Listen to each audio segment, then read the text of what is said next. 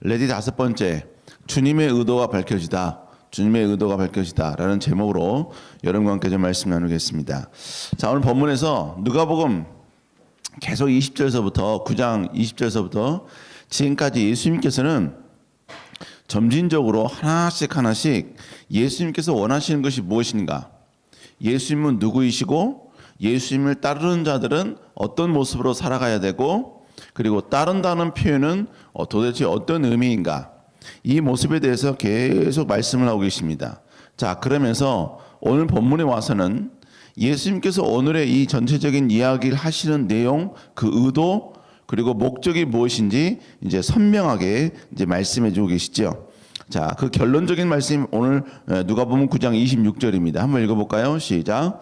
누구든지 나와 내 말을 부끄러워하면 인자도 자기와 아버지와 거룩한 천사들의 영광으로 올 때에 그 사람을 부끄러워하리라.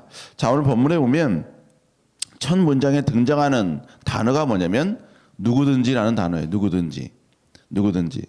이 누구든지라는 단어는 오늘 여러분과 함께 지금 일주일 동안 이야기 나눴던 매 말씀마다 항상 등장했던 말씀이었습니다. 자, 누가복음 9장 23절에도 뭐라고 하냐면 아무든지 나를 따라오려거든. 여기서 바로 누구든지라는 얘기죠.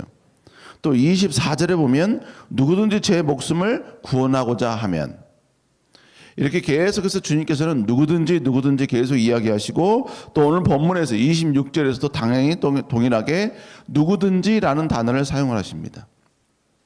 결국 누구든지라는 이야기는 모든 사람을 이야기하는 것이죠.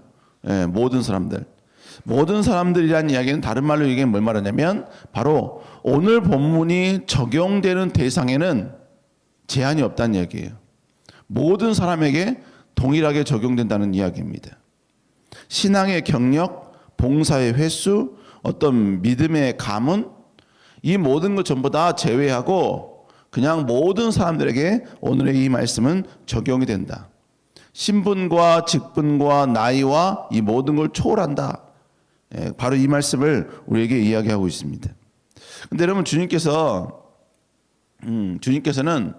이 누구든지라는 이 단어를 사용할 때 이 세 구절을 여러분 곰곰이 보면 어떤 의미가 있냐, 예수님의 이름으로 이제 따르는 자들이 어떤 결단을 해야 될 때, 여러분 그때 항상 주님께서는 이 누구든지라는 단어를 사용했습니다.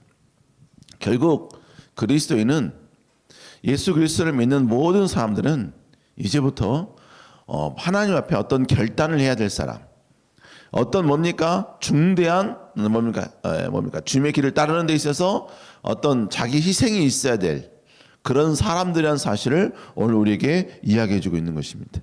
자, 그러면 오늘 주님은 우리에게 어떻게 보면 경고 아닌 경고를 좀 하고 있는 것이죠. 부끄러워하는 것에 대한 경고. 그러면 주님께서 오늘 본문에서 누구든지 우리 그리스도인들이 부끄러워하고 있는 그 대상이 누구냐 이거죠.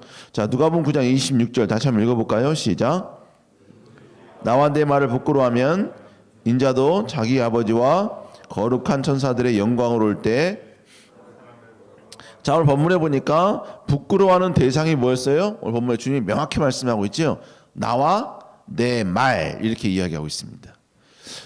여기서 사람들이 부끄러워하는 것은 먼저 나라고 이야기하는데, 여기서 말하는 나는 누구일까요? 맞죠? 오늘 본문은 예수님께서 하고 계신 말씀이시죠. 그러니까 여기서 나라는 존재는 누구냐면 예수님이라는 얘기입니다. 여러분, 예수님. 또 뿐만 아니라 여기서 예수님의 말이란 뭘 말하겠어요? 먼저는 예수님께서 가르쳐 주신 여러 계명이겠죠. 예수님께서 우리에게 말씀하신 것, 우리에게 선언하고 선포하신 것, 어떤 말씀이든지 간에 여러분 그것은 우리가 부끄러워해서는 안 된다는 것입니다. 여러분, 주일성수 하는 것, 우리들끼리 여러분 주일성수 하는 건 당연하지요. 근데 믿지 않는 자와 함께 있을 때 내가 주일성수 한다는 것에 대해서 부끄러우면 안 된다는 이야기죠. 내가 교회를 다니는 것, 내가 하나님 나라 영광을 위해서 헌신하고 충성하는 것, 여러분 이건 절대로 부끄러워해서는 안 된다는 이야기입니다. 세상에 나아가서 그리스도인으로서 노라고 이야기할 때는 분명히 노라고 이야기할 수 있어야 한다는 거예요. 세상의 분위기, 세상의 여러 가지 많은 상황들, 세상의 여러 가지 풍조들, 세상 사람들이 인정하고 세상 사람이 받아들이는 것과 반대되는 것을 예수님께서 말씀하신다 할지라도 우리는 그 가운데 노라고 이야기할 수 있어야 되고, 그리고 그렇게 말하는 것에 대해서 부끄러워해서는 안 된다는 이야기입니다. 여러분, 성경은 동성애에 대해서 여러분 포용적이지 않지요. 인간, 즉 영혼은 우리가 모든 사람을 다 포용을 해야 합니다. 그가 어떤 죄를 짓든지 간에 우리는 전부 다 그리스도 안에서 그들을 포용하고 수용해야 돼요. 동성애를 한다고 해서 우리가 거부하거나 저항한다거나 여러분 그래서 안 돼요. 그들을 영혼으로의 관점에서 우리는 충분히 그들을 포용하고 수용을 해야 합니다. 그가 어떤 실수, 어떤 잘못을 한다 할지라도. 그러나 그가 가지고 있는 죄를 우리가 포용해서는 안 돼요. 그가 하고 있는 그 죄를 수용해서는 절대로 안 된다는 이야기입니다. 노라고 이야기할 때 우리는 분명히 노라고 이야기할 수 있어야 된다는 것이죠. 여러분, 결국 우리가 성경에 있는 그 모든 말씀들, 그 말씀들을 부끄러워하지 말고 우리는 당당하게 고백할 수 있어야 되고, 당당하게 외칠 수 있어야 되고, 당당하게 선언할 수 있어야 된다라는 것이죠. 뿐만 아니라 여기서 주님께서 말씀하신 주님의 말, 나의 말을 부끄러워한다고 얘기했는데 나의 말은 또 뭐가 있겠어요? 주님의 계명 플러스 또 뭐가 있냐면 복음이에요. 복음. 예수 그리스도께서 여러분이 이 땅에 오신 이후에 예수님께서 나의 말, 뭐 이런 주로 뭡니까? 나를 거부하는 자 대부분 다 여기는 다 무엇과 연관되어 있냐면 바로 복음과 연관이 되어 있습니다. 복음. 결국 오늘 본문에서 이야기한 건 뭐냐면 예수 그리스도뿐만 아니라 예수 그리스도 통해서 구원 얻는다는 이 복음, 진정한 이 복음을 부끄러워하지 말라 이 말입니다. 오늘 본문에서 복음을 부끄러워하는 이유, 그 이유가 무엇이겠습니까? 우리가 복음을 부끄러워하는 이유는 첫 번째는 뭐냐면 믿음이 없을 때죠. 복음이 우리를 구원한다는 확신이 내 안에 없는 거예요. 예수 그리스도를 믿으면 진정으로 구원한다는 이 확신이 없으니까 복음을 부끄러워하는 거예요. 예수 그리스도를 전하는 걸 부끄러워하는 거예요. 왜? 내 안에 확신이 없는데, 내 안에 여러분 예수 그리스도를 믿음으로 말미암아 구원 얻는다는 분명한 자기 확신과 자기 믿음이 없는데 그걸 전할 수가 없는 것이죠. 부끄러워하는 것이죠. 그러니까 두 번째가 뭐냐면요, 주님을 전한 까닭에 내가 핍박을 받고 사람들로 하여금 내가 어떤 판단을 받을 것인가에 대한 두려움 때문에 그렇습니다. 그러니까 예수 그리스도 그분을 믿는 믿음만이 구원을 얻는다, 이걸 여러분이 선언하고 선포하는데 여러분이 부끄러워하고 있는 거예요. 뿐만 아니라 내가 복음을 제시하고 복음을 증거하면 내가 세상 가운데 여러분 내가 즐기고 싶은 게 있거든요. 누리고 싶은 게 있거든요. 마음껏 여러분요, 교회에서는 일주일에 하루는 교인이 되고 나머지 6일은 세상 사람이 되고 싶거든요. 마음대로 여러분 즐기고 싶거든요. 제약 없이 세상에서 함께 여러분요 세상과 함께 누리고 싶거든요. 그리고 주일날 와서 교인이 되고 싶거든요. 그런데 내가 복음을 전하는 순간 이제 세상 속에서 내 마음대로 즐기고 싶은 나의 모든 욕망이 이제 제약을 받게 되거든요. 그러니까 결국 뭡니까? 예수 그리스도를 전하는 것이 부담스러운 것이죠. 부끄러워하는 것이죠. 결국 예수님께 얽매이는 삶, 예수님께 감사받는 삶이 아니라 내가 마음껏 누리고 싶은 여러분 그런 욕망이 있으니까 여러분 그렇게 되는 거예요. 결국 여러분 예수 그리스도는, 우리 그리스도인은요, 어느 순간 예수님 때문에 나를 희생해야 될 때가 나옵니다. 예수님 때문에 나를 스스로 뭐예요? 손해보는 그 장소, 그 상황으로 밀어넣을 때가 다가와요. 그것을 거부하는 즉시, 거부하는 순간 우리는 결국 예수 그리스도를 부끄러워하는 모습인 것이죠. 여러분, 그런데 안타깝게도 이 12명의 제자들에게도 동일한 이 모습은 나타났어요. 그들은 예수님을 따라다니면서 예수님을 통해서 수많은 기적을 체험했습니다. 수많은 치유된 사람을 옆에서 목격을 했어요. 수많은 또 체험을 했습니다.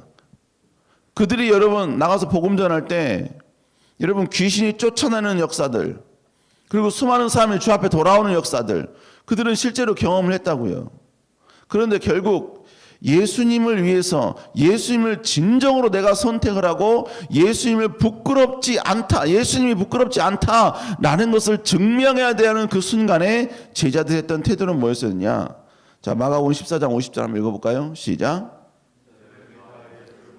도망하는, 결국은 예수님을 버리고 도망했어요. 예수님을 버리고 도망했다. 이 말은 뭡니까? 지금 예수님 때문에 자기가 핍박을 받아야 되는 상황이거든요. 예수님 때문에 자기가 뭔가를 손해를 받아야 될 상황이거든요.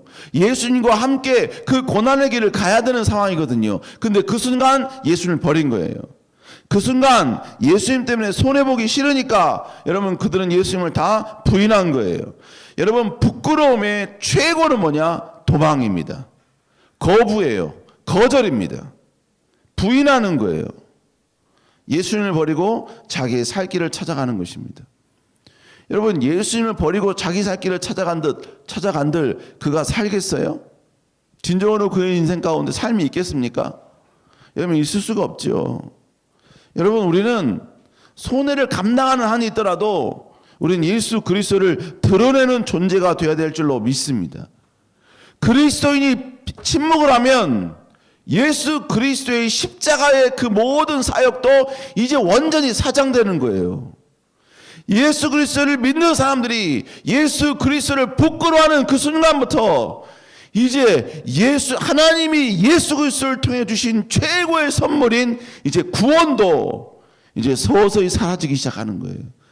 그 능력과 그 여러분 뭡니까? 그 역할뿐만 아니라 그 여러분 모든 영향력, 이 모든 게 다 사라지게 되는 거예요.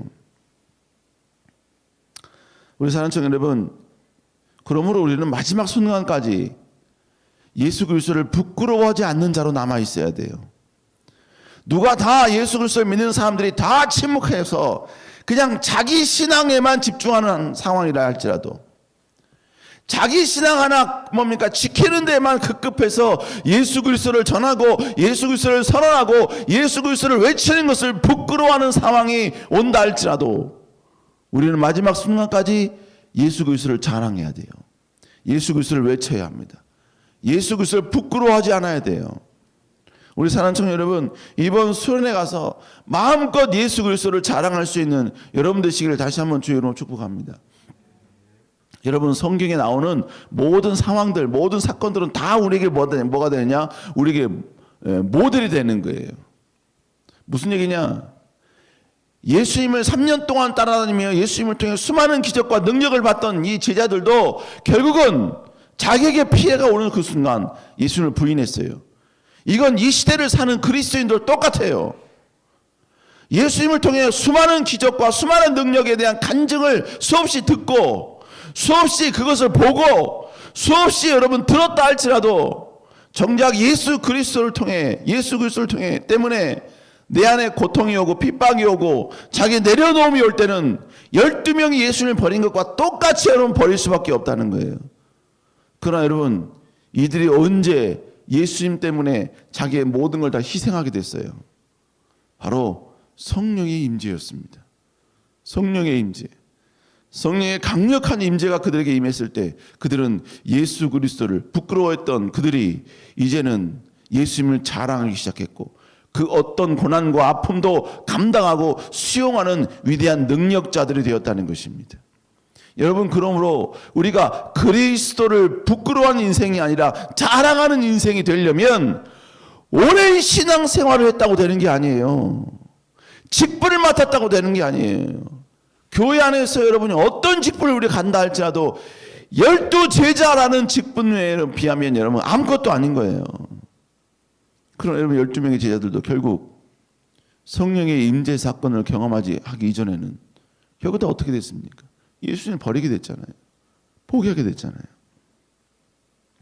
우리 사랑하는 성도 여러분, 우리 마지막까지 여러분이 예수님을 전할 수 있는 여러분 되시길 주의 이름으로 축복합니다. 주님 오시는 그날까지 예수님을 전하는 이 일을 부끄러워하지 아니하고 끝까지 이 일을 진행하고 고수하고 어떻게든지 여러분의 이 일에 충성하는, 그래서 여러분 죽을 때 예수 그리스도를 부끄러워하지 아니한 자라는 이 명제가 여러분의 비석에 써일 수 있기를 다시 한번 주의 이름으로 축복합니다. 축복합니다. 그럼 복음을 부끄러워한다는 얘기 뭘 말하는 겁니까? 예수 그리스도가 구원자라는 사실을 말하는 것을 두려워하는 거라는 얘기죠. 두려워하는 거죠. 그걸 꺼려하는 거예요. 뿐만 아니라 주님을 전하는 데 있어서 소극적인 거예요. 남의 눈치 보면서 예수님이 구원자라는 사실을 전하는 것을 수치스러워하는 거예요. 몸살이는 거예요. 여러분, 그토록 수치스러워했던 복음이 결국 뭡니까? 여러분, 우리를 구원하는 능력이에요. 구원하는 능력. 그래서 사도 바울은 뭐라고 합니까? 로마서 1장 16절 읽어볼까요? 시작.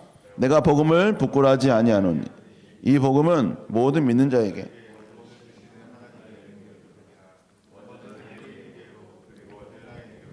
사도 바울이 뭐라 합니까? 내가 이 복음을 부끄러워하지 않는데요. 왜요? 이 복음은 모든 믿는 자에게 구원을 주시는 하나님의 능력이기 때문에 그런 거예요.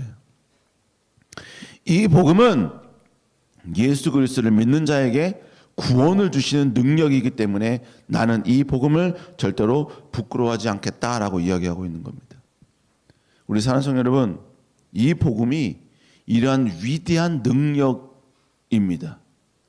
이 복음이 이 세상 그 어떤 것보다도 가장 강력하고 가장 위대하고 가장 멋지고 그리고 그 하나님이 주신 최고의 선물이요 축복이라는 거예요. 이번 우리가 업나이스 캠프 하는 이유는 뭐예요? 하나님의 말씀에 순종하기 위함이에요. 업나이스 캠프는 우리 놀러 가는 거 아니에요. 즐기러 가는 거 아니에요. 업나이스 캠프 가면 여러분 모든 게 다 힘들죠. 모든 게 다 지칩니다. 저는 지금 가기 전부터 지쳐요. 지금 가기 전부터 지쳐. 뭔 글이 이렇게 뭡니까? 설교가 많고, 뭔 글이 해야 할 게 많고, 뭔 글이 나한테 뭐 요구하는 게 많고, 가기 전부터 힘들어. 그래서 지금 고민 중이에요. 국내 선교 가기 일주일 전에 특세하는 게 아니라 2주 전에 특세를 할까? 그래서 일주일 전에는 조금 목사님들 좀 기도하면서 기도원 가서 좀 묵상도 하고 좀 기도 좀 하면 참 좋을 것 같은데 올해는 그러질 못해요. 지금 국내 선교가 어떻게든 여러분 가기 전이든 후든 다 힘들어. 우리 준비팀들도 지금 막 힘들죠. 그죠? 여기 준비팀 거의 안 나왔을걸? 나왔나? 나오긴 나왔겠지만 100%는 못 나왔을걸. 왜? 힘들어. 내가 봐도 힘들어. 내가 봐도 힘들어. 그냥 누군가 그냥 나 방 바꿔줘 이러지만 방을 바꿔주는 사람은 비상이거든요. 왜? 그 한 사람 바꾸면 전체를 바꿔야 되거든. 나 4박 5일 가기로 했는데 나 3박 4일 갈 거야. 물려줘. 돈 돌려줘. 그 한 사람이지만 그거 하나 하기 위해서 여러분이 얼마나 저거 하는지 아세요? 자, 이제 오늘을 시작으로 이제 더 이상 이제 뭐 변동은 없어요. 변동은 없어. 업나이스 캠프 여러분이 우리가 즐기러 가는 거 아니에요. 업나이스 캠프는 복음을 혹시나 눈꽃만큼이라도 부끄러워했던 그런 내 모습이 있다면 가서 그 부끄러움을 완전히 깨부수기 위해서 가는 거예요. 예수 그리스도의 말씀과 명령에 온전히 순종하기 위해서 여러분 우리는 국내 선교 가는 거예요. 가서 예수님을 부끄러워했던 내 모습이 깨어지고 예수님을 자랑하고 그리고 예수님을 자랑했을 때 여러분 그 가운데 하나님의 공급하심과 하나님의 역사하심과 하나님의 함께하심을 두 눈으로 목격하기 위해서 그래서 매일 저녁에는 강력한 성령의 임재를 체험함을 통하여 내가 비전을 발견하고 꿈을 발견하고 정말로 내 인생을 오직 하나님 나라 영광을 위해서 다시 한번 준비하는 인생, 쓰임받는 인생이 여러분 되기 위해서 우리는 국내 선교를 가는 거예요. 여러분 국내 선교를 안 가면 누가 제일 편할까요?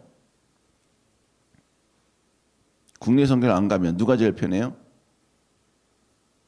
예. 제가 편해요. 우리 사역자들이 편해요. 그리고 준비팀이 편하겠죠. 근데 제일 불편한 사람이 누굴까요? 주님이시겠죠. 그죠? 그럼 국내 선교로 가는 이 순간 제일 기뻐하시는 분 누굴까요? 주님이시겠죠. 제일 불편한 사람은 저와 사역자와 그리고 참여하는 사람들이겠죠. 여러분 내가 불편하면서 내가 힘들면서 내가 지치면서 그 대가로 주님의 얼굴에 웃음 한번 드리는 게 얼마나 그리스도인에서 영광인 줄 아세요? 내가 힘들고 지치지만 그 힘듦과 지침으로 말미암아 주님 그 마음 가운데 작은 순간의 기쁨을 드릴 수 있다는 게 여러분 얼마나 그리스도인으로서 이 명예고 영광인지 아십니까? 우리는 그거를 4박 5일간 하겠다는 거예요. 여러분 4박 5일간 다음 여름 일주일 4박 5일 가운데 세상에는 온갖 여러 가지 사건 사고들이 있을 겁니다. 온갖 여러 가지 기이한 소식들이 많을 거예요. 근데 여러분 주님은 누구에게 집중하실까요? 하나님은 누구에게 관심 가질까요?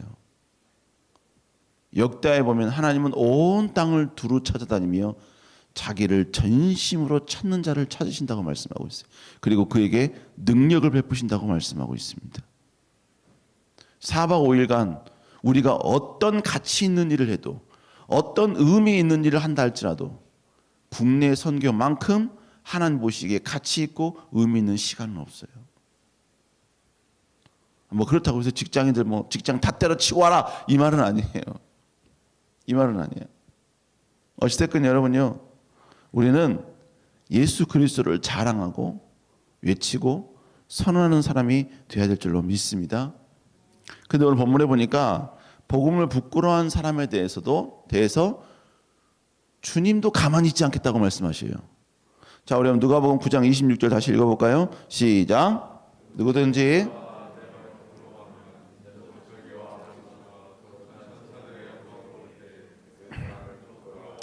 자, 본문에 보니까 아버지와 거룩한 천사들의 영광으로 올 때 그 사람을 부끄러워하겠다는 거예요. 부끄러워하겠다는 거. 예, 여러분 이 말씀의 의도 가운데 예수님께서 너 구원 못 받게 할 거야 이런 의도는 아니라고 봐요. 이런 의도는 아닙니다. 그러나 주님이 그를 부끄러워하시겠다는 거예요. 근데 여기서 중요한 게 뭐냐면요, 앞구절에서 누구든지 나와 내 말을 부끄러워하면이라는 단어와 내가 아버지와 거룩한 천사들의 영광으로 올 때 그 사람을 부끄러워하리라 이 단어가 동일합니다. 네가 예수님을 부끄러워한 만큼 한 것처럼 나도 동일하게 너를 부끄러워하겠다는 거예요. 부끄러워하겠다는 겁니다. 여러분요, 저도 이제 가끔 가다가 이제 그런 실수를 하는데 무슨 얘기냐면 여러분 때로는 이게요, 이렇게 좀 부익부일 때가 있습니다. 신방도 부익부 빈익빈일 때가 있어요. 신방이 없을 때는 진짜 없는데 신방이 많을 때는 막 쏟아져. 청년들도 그런 것 같아요. 특별히 막 쏟아지는 때가 언제냐면 주일날 예배 시간 가까울 때, 주일 청년부 예배 가까울 때, 그때는 막 이제 청년들이 막 약속하고 온 청년도 있고 막 약속하지 않고 막 오는 청년들도 있고 막 그래요. 근데 어쩔 때 보면 청년들이 반가워서 인사할 때요, 막 여러 청년들이 막 모이다 보니까 저도 때로는요 이러면서 갑자기 눈동자가 딴 사람한테 갈 때가 있어요. 최소한 잘 있었니? 우리 주님나라 영광을 함께 하자 이 말을 한마디 던져주면 좋은데 목사님도 이 사람뿐만 아니라 뒤에 몇 사람이 막 있다 보니까 하고 막 이렇게 할 때가 있어요. 건성으로 가는 거죠. 근데 때로는 이 청년들이 목사님이 이상한데? 목사님이 나에 대해서 이렇게 대우하시는 거야? 아직까지 그런 청년들은 없었는데 목사님이 이제 그렇게 다 인사하고 목사님 자리에 가서 때로는 앉으면 한번 이제 복귀를 하거든요. 복귀는 내 동생인데 그런 복귀가 아니고 다시 되돌아본다는 얘기예요. 되돌아본다는 얘기. 쭉 되돌아보면 내가 그때 그런 것 같은데 그 청년 좀 마음이 안 상했으면 좋겠는데 나는 그런 의도가 아니었는데 그럴 때가 있더라고요. 그럴 때가 있습니다. 여러분 근데 하물며 누가 저쪽에서 왔는데 내가요 목사님이 그 사람을 만나는 게 부끄러워서 그 사람이 보는 앞에서 내가 갑자기 뒤돌아서 타지도 않아도 될 엘리베이터를 타고 내려가 버렸어. 근데 그 의도를 그 상대방이 알았어. 심지어는 저 사람이 오니까 내 방도 아닌데 막 그 방을 들어가려고 그래. 근데 막 잠겨가지고 막 툭툭툭 이러고 막 삐삐삐삐 했네. 막 삐삐삐삐 이러고 막 그 사람 피하려고. 자, 그러면 여러분이 그걸 알았을 때 여러분 감정이 어떨까요? 감정이 좋지는 않을 거예요. 그죠? 좋지는 않을 거예요. 아, 목사님이 나를? 근데 오늘 본문에 보니까 주께서 뭐라 말씀하세요? 자기 아버지와 거룩한 천사들의 영광으로 올 때, 이게 언제예요? 종말이에요. 예수님이 재림하실 때예요. 주님이 재림하실 때 나를 부끄러워했던 사람들을 주님이 동일하게 부끄러워하신다라고 말씀하고 있습니다. 여러분, 솔로몬 인생은 어땠을까요? 솔로몬 인생. 여러분, 저도요. 옛날에는 솔로몬이 와 위대하다, 와 솔로몬 멋있다. 근데 목사님이 이번에 설교를 준비하면서 나도 모르게 이런 바보 같은 놈. 왜 그런지 아세요? 열왕기상 11장 6절 한번 읽어볼까요? 시작. 여호와 앞에서 악을 행하여 그의 아버지 다윗이 여호와를 온전히 따름같이 따르지 아니하며. 본문에 우리가 뭐라 해요? 여호와 보시기에 악을 행했대요. 악을 행했대요. 그리고 뭐라 그래요? 다윗이 여호와를 온전히 따름같이 따르지 아니하였다라고 이야기합니다. 여러분, 그래서 어제도 이야기했지요. 솔로몬은 이스라엘을 나름대로 지키겠다는 의도에서 하나님을 의지한 게 아니라 자기 지식을 의지했어요. 그래서 어떻게 했느냐? 수많은 나라와 동맹을 맺습니다. 그래서 후궁이 700이었고 첩이 300이었습니다. 그리고 성경에 보면 이방 여자들을 사랑했다라는 표현이 나와요. 솔로몬이 만약에 왕이 안 됐으면 솔로몬은 하나님께 이런 평가는 받지 않았을 거예요. 왕이 되었기 때문에 그는 하나님께 이런 판단과 이런 평가를 받습니다. 여호와 보시기에 악을 행했다. 이 표현은 결국 뭐예요? 주님이 그를 부끄러워하시는 거죠. 그를 별로 인정하지 않는 거죠.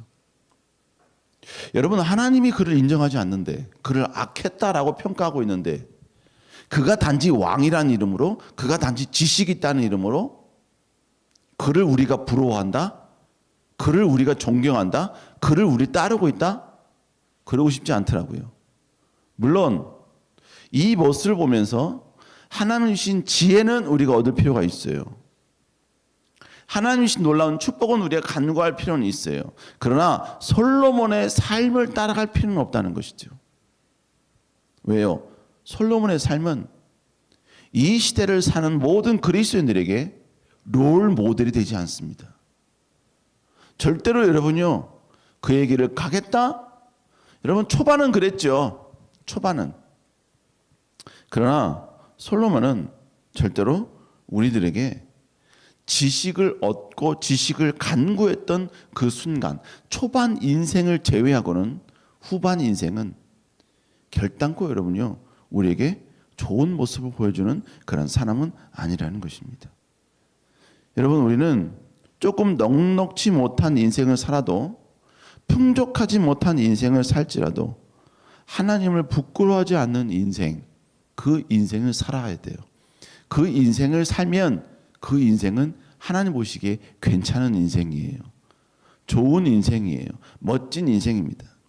그러나 떵떵거리고 살고 넉넉하고 부유하고 최고의 권력과 능력을 갖췄는데 주님을 부끄러워하고 주님과 관계없는 인생을 살고 대통령이 되고 위정자가 되고 국무위원이 되고 놀라운 여러분 권력자가 되고 지방자치단체장이 되고 여러분 그럴지라도 예수님을 부끄러워하는 사람이라면 여러분 결국 그 존재는 뭐냐?